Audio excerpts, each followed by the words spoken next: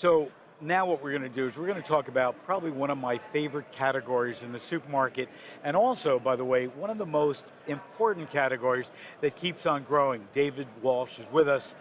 David is Vice President of SNAC International. David, thanks for joining us. Thank you, Phil. Pleasure to be here. So when people think of snacks, clearly chips are part of that, potato chips. And give me the lay of the land when it comes to snacking.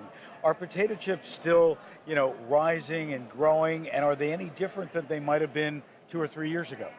Potato chips are still rising and growing, but at a little slower pace. What we've seen in the snack industry over the last several years is really an evolution.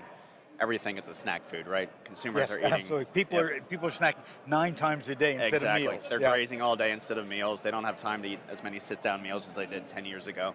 And for that reason, everything is a snack now. Anything that you can find in every aisle of the grocery store. Consumers are looking for newer things in their snack foods, nutrition, fortifications, things like that. But potato chips still remain king of the snack food category. It's a $6 billion market in the US. It's growing internationally. And it continues to grow. It's growing at a little slower pace than some categories, such as like popcorn and meat snacks, due to those protein and added benefits. But they're also on a smaller base. Smaller base, yes. Bigger room to grow. But we're seeing a lot of innovation in the potato chip category to keep pace with those other emerging snack categories. Yeah, I mean, and we can go to the absurdity, and I know they're all your members, so you can't talk about them, but at Christmas time when Pringles comes out, with peppermint chips and all these other flavors, certainly they're searching for the next innovation. Back to your point on health, we've talked to a lot of people here that are doing research about the nutrition of potatoes and really using it as a performance food and converting it into just more than just a potato chip. Are you seeing that from your members as well? Yeah, we're seeing a growth of things like potato crisps, and potato chip manufacturers are really innovating to appeal to those consumers that are looking for healthier options. You're seeing a lot more low-fat offerings, low-salt offerings, low-sodium offerings, and potato chips are naturally cleaner labels, so they're appealing to this new generation of consumers. It's potatoes, oil, and salt. Exactly, exactly. Can't get much cleaner than that. Exactly, so it's about potato manufacturers taking advantage of that inherent benefits in their category and really communicating those benefits to the up-and-coming generation of consumers, the millennials, the Gen Z populations, and showing them that potato chips really fit in a balanced diet and fit with their lifestyles of convenience, which is really driving the snack category overall.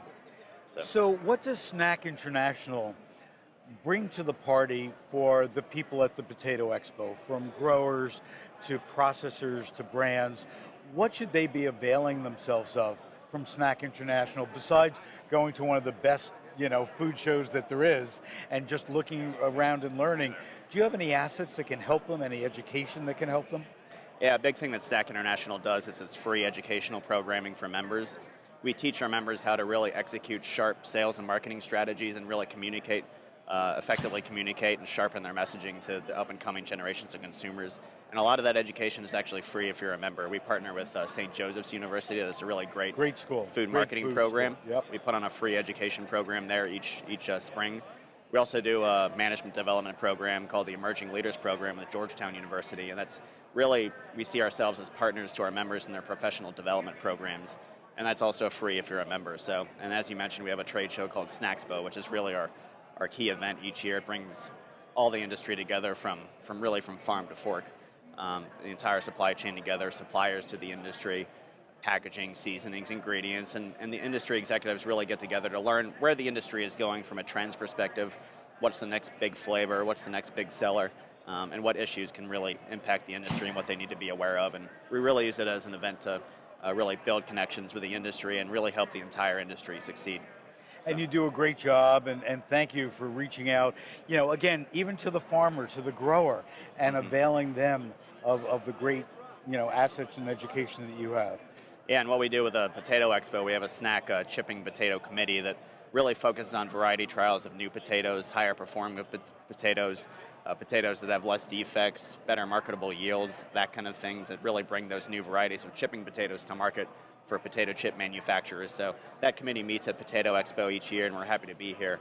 And the work that committee does is really a key to the overall success of the chipping potato industry and the snack industry overall. Well, David, thanks so much for joining us. Thank you, Phil. As always, appreciate it. Great to be here. Thanks. We're going to take a break, and again, don't forget, just before 2 o'clock, we're going to announce the winner of the 2018 Spud Nation Throwdown. And you know what they're called? They're called the Top Spud. We're going to take a break. We'll be right back.